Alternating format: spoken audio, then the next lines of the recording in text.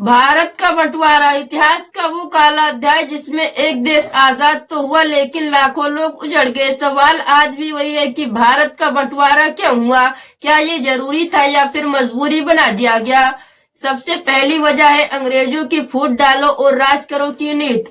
अंग्रेजों ने हिंदू और मुसलमानों के बीच धीरे धीरे शक और दूरी बढ़ाया। अलग अलग कानून, अलग अलग चुनाव और अलग पहचान की राजनीति ने लोगों को बांटना शुरू किया, जिससे समाज में एकता कमजोर होती चली गई।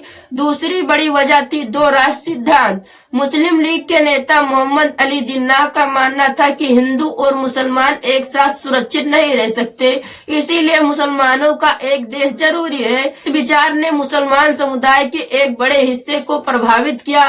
तीसरी बड़ी वजह थी राजनीतिक असहमति।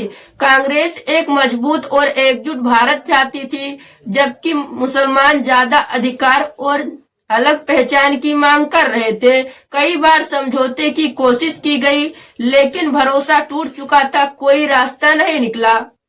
चौथी वजह थी अंग्रेजों की जल्दीबाजी। द्वितीय विश्व युद्ध के बाद ब्रिटेन कमजोर हो चुका था, वह भारत से जल्द ही निकलना चाहता था।